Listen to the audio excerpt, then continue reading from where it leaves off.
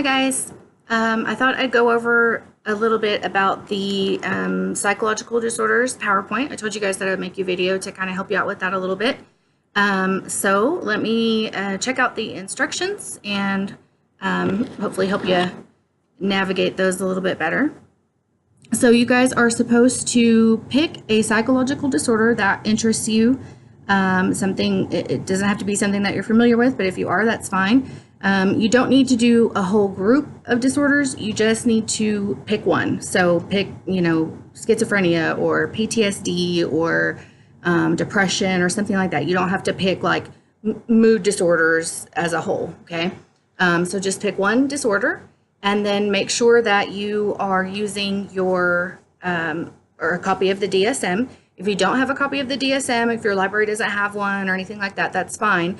I can always upload the pages from the DSM to the portal so that you guys can look at your psychological disorder, okay?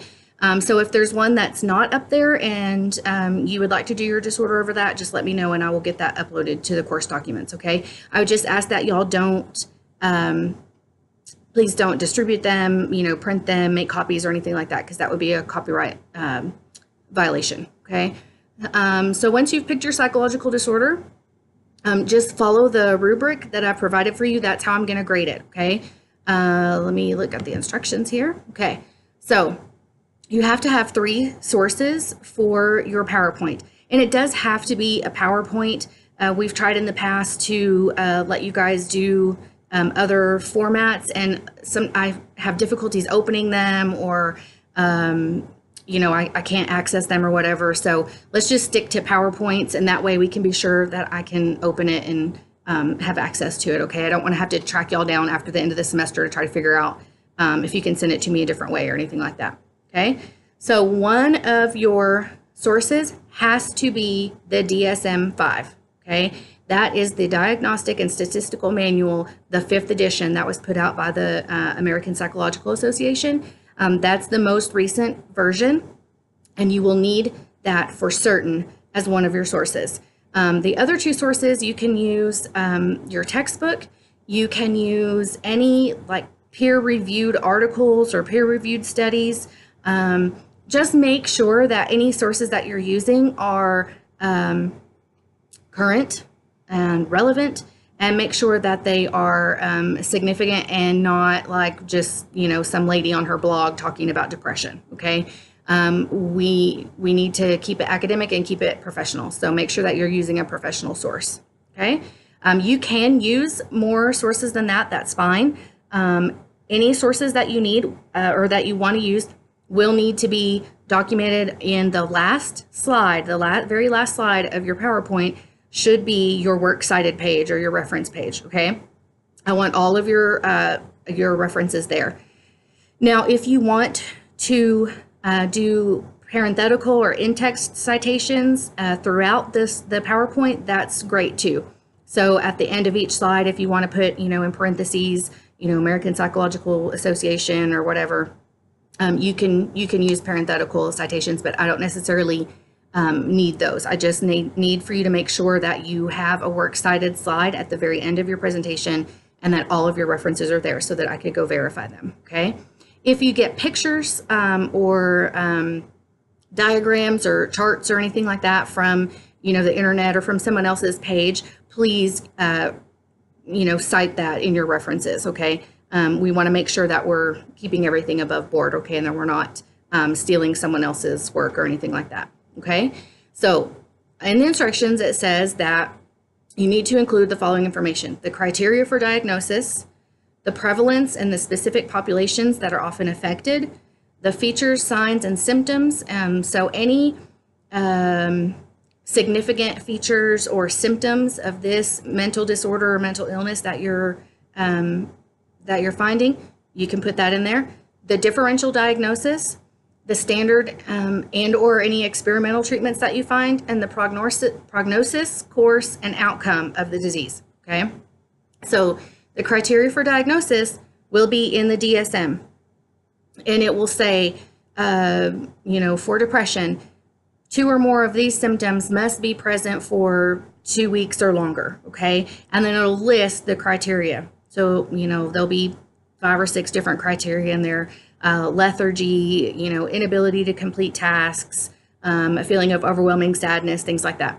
Those are what a doctor or psychologist or psychiatrist would use to diagnose someone officially with depression, okay? Those are the criteria that you would have to meet to be diagnosed with that disorder, okay? And then the prevalence and the specific populations that are affected, that's also found in the DSM. You can find additional information through, other sources if there's been any research about other or specific populations that are more often affected and why they think that is. You can use that information as well. But the basic information, it'll tell you, that African Americans typically suffer from this more often than, Caucasian populations, or that, women have a propensity for this disorder over men, or that kind of thing, okay? The features, signs, and symptoms, sometimes those are in the DSM as well. A lot of the disorders will have those listed. Sometimes they won't. But you do need to find some. So if you have to use one of your other sources for that, that's fine. So some of these are going to look just like the criteria for the diagnosis, okay? So like, for example, depression is something that I'm familiar with, so I use that as an example a lot. So some of the features, signs, and symptoms of depression are, a feeling of tiredness, or either losing a lot of weight or gaining a lot of weight in a short period of time. Feelings of suicide or suicidal ideations, things like that, okay? So that's what you're looking for. If there are any, and it says in the instructions, associated features and disorders and associated laboratory findings, if applicable. So if you have a particular disorder like schizophrenia or something like that, a lot of those people are hospitalized. So you could put down any research findings or any lab findings that they've noted in their research on, schizophrenics that have been institutionalized, okay? That's kind of an optional thing. The differential diagnosis, this is found in the DSM. This is where a lot of students typically don't understand what that means, okay? Differential diagnoses are things that could often be mistaken for or often associated with the disorder that you've chosen, okay? So maybe a differential diagnosis for depression would be grief over the loss of a loved one, okay? They wouldn't necessarily be diagnosed with severe depression or manic depression, but they would be, depressed for a short amount of time. We wouldn't diagnose them specifically with, manic depression. We would just say, well, they're grieving over the loss of a loved one and feeling some of these symptoms of depression for a short period of time. But it's not going to be pervasive, and it's not going to last, months or years like manic depression does, okay? So it'll list in the DSM, it'll list those diagnoses that it can be confused with or is often associated with, okay? And then the treatments, those will typically not be found in the DSM, okay? You can usually find those from other sources. A lot of times, things can be, I have ferrets in the background here trying to help me. A lot of times, some of these things can be treated with medications, things like that. But some of the disorders, like personality disorders especially, cannot be treated with medications necessarily unless there's something else going on. So if someone has narcissism, and along with that, maybe they're comorbid with anxiety. No, you can't have my phone. That maybe we would treat them with, try to treat them with medication for the anxiety. But a personality disorder is something that's ingrained in their personality. It's not something that we can just treat with drugs. So there would be other treatments, maybe even some experimental treatments that would be helpful for those kinds of things, okay? And some of them are kind of wacky.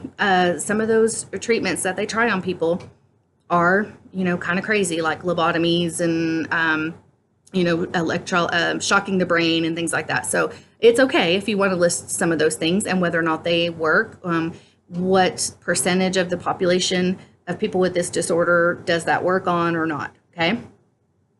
And then the prognosis, course, and outcome is also found in the DSM. And this is just going to tell you, excuse me, sorry, this is just going to tell you kind of around what age this starts, okay, this disorder starts. So some of the disorders we can't really diagnose children with, okay, like being a sociopath. We're not going to diagnose a 5 or a 6 or a 10-year-old child as a sociopath, okay? There might be a different disorder that we would diagnose them with, and then maybe as they, come into adulthood, we would change that diagnosis to, being a psychopath or a sociopath. But what is the course of this? When does it usually start? Does it usually start in the teenage years, in the adolescent years? Does it usually start in, middle adulthood? Does it usually start in late adulthood or elderly people? Okay. And what is the prognosis for those people? Is it curable? Is it something that will go away? Is it something that will stay for life? Is it something that changes with time? So maybe they start out as being, mildly depressed, or maybe they start out as bipolar 2, and as time goes on, they become bipolar 1, something like that. Okay. So what is the prognosis? What is the course of this disorder? Okay. And then anything else of interest that you find, okay, if you find out that there have been famous people that have suffered from this disorder, or if there are movies, famous movies about this disorder. I had one that did DID, dissociative identity disorder, which used to be called multiple personality disorder. They used the movie Split and his different personalities throughout their PowerPoint, okay, to illustrate how he would act and things like that, okay? I think I had one year that was all about Harley Quinn from Suicide Squad, and how she kind of became mentally ill, what the course of that was, and they used examples from the movie. And pictures and little video clips and stuff like that. So you're welcome to put any of that stuff in there. Just don't forget to document it on your works cited page. Okay.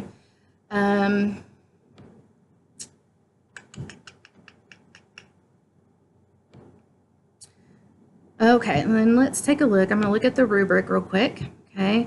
This is pretty self-explanatory, just like the critical article review. This is how I'm going to grade everybody's PowerPoint presentation.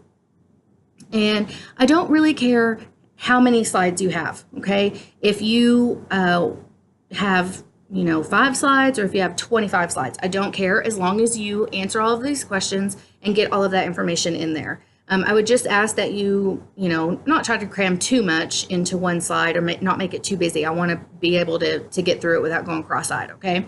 Make it interesting, because I will be grading also for like creativity and graphics and how interesting it is, okay? So the first thing is, does your project meet the criteria set forth in the instructions for sources, okay? So did you use 3 sources? Was the DSM one of them? And the other sources that you used, were they peer-reviewed articles, or peer-reviewed journal articles? Were they relevant? Were they current? Okay, I'm gonna grade you for that. I'm going to grade you on how you do the criteria for diagnosis. So you get 10 points for that, possible 10 points for that, a possible 10 points for your slides about the prevalence and the specific populations that are affected, a possible 10 points for the features, signs, and symptoms, again, a possible 10 points for the differential diagnoses, a possible 10 points for the standard or experimental treatments, and a possible 10 points for the prognosis, course, and outcome. Okay, then I'm also going to look and make sure that the information that you have provided me is accurate. Okay, is it current? Is it correct? Would we use an antidepressant medication to treat someone with schizophrenia? Okay, is that correct or not? So I will dig a little bit deeper and make sure that the information that you're providing is correct. And then I'm going to be grading you on your craftsmanship. So there's a possible 15 points that you can get here Of course, it has to be grammatically correct, so you need to make sure that you're checking your spelling, your punctuation, your grammar. It needs to be in academic language, of course. And I know that when you're putting down the information from like the DSM and your peer-reviewed articles, sometimes it's hard to put those things in your own words, especially if you're looking at the DSM and you're looking at the criteria for diagnosis. I'm not expecting you to come up with your own words for that. Just make sure that you cite it, okay?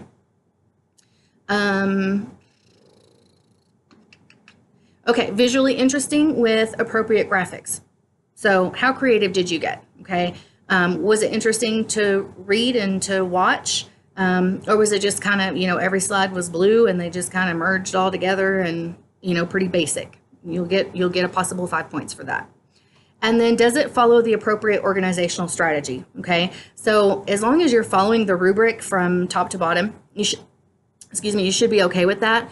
If you're jumping around, like here's some criteria for a diagnosis up here, and then you go into treatments, and then you jump back to criteria for diagnosis, and then you jump into features and symptoms, and then later on you have some more symptoms listed. I don't want you, jumping around. Keep it organized. And if, like I said, as long as you're following this rubric, you should be okay with that. Okay. There are some pretty interesting disorders out there, and so I would encourage you to kind of dig a little bit and see what you can find. I get a lot of the same ones like schizophrenia and PTSD and depression and stuff like that. So if there's something else that interests you, great, roll with it. I always like to see, people get creative, and I always like to see new projects pop up, okay? Most students do very well on this project. Most students enjoy it, and it really shows. So, and I'm excited for you guys to do it, and I'm excited to see them, see how they come out. If you have questions between now and the time that they're due, I think they're due on May the 6th. If you have questions between now and then, please let me know. Email me. I always try to get back with you within 24 hours if I can. Sometimes on the weekends I'm a little bit slower. I work another job in the evenings and on the weekends, so it's a little bit harder. I haven't had a chance to look at your Chapter 2 test yet, but I have been grading your quizzes and stuff like that, so I'll update your grades here this week. Everybody's, most people are doing pretty well. I had a couple of students that asked me questions about, why did they get this grade? And I always, if you don't get 100 on your assignment, typically I'll make comments on the paper in red. I'll type those in and I'll put your grade at the top, and then I'll re-upload that to the portal so that you guys can see what it is that you're missing. If it's things like tests or quizzes that have been mailed to me or couriered to me and not scanned into the computer, I can't re-upload them. So if you want it scanned back to you, like your tests, I will always scan those back to you so you can see what you've missed, but I have to keep the original copies of those. Your quizzes, if you took it online, you should be able to see that quiz on the portal. If it was emailed to me, I will mark on the test what it was that you missed, and I'll put your grade on there, and then I will email it back to your facilitator. So if you have questions about what you missed on quizzes, it depends on how you took the quiz. If you took it on paper, if you took it online, if it was scanned into me or not, okay? So if you have questions about quiz grades and you haven't gotten any feedback yet, let me know and I'll try to get those to you. If you took it online, they should be back up on the portal so you can see what you missed, because the computer automatically grades those for me, okay? Let's see, this week we're moving right on into Chapter 7, and I hope you guys will enjoy Chapter 7. I will post your assignments and your learning objectives today. If you did the Dream Data worksheet, then you're going to get an extra 10 points on this exam number 2. If you haven't completed exam number 2 yet, please make sure that you do that pretty quickly and get those into me so I can get them graded and get them back, okay? I know that it took me a while to get the first test back to y'all because I got behind. But this test, I hope to get it back to you a little quicker than I got the last one back. I think that's it. You guys, everybody seems to be doing pretty well. And if you do have questions about grades or anything, let me know. Sometimes I give points just for asking, really, and just saying, well, I don't understand why I got this grade. I thought I answered it properly, and I'll go back and look at it. And sometimes I'll say, hey, you know what? I appreciate your input, and I appreciate the fact that you asked about it. Here's an extra 5 points or 2 points or whatever it is, okay? So don't be afraid to ask questions. I think that's it. I'm gonna let you guys go. If you do need anything, please feel free to email me or have your facilitator get in touch with me, okay? Bye guys, have a great day.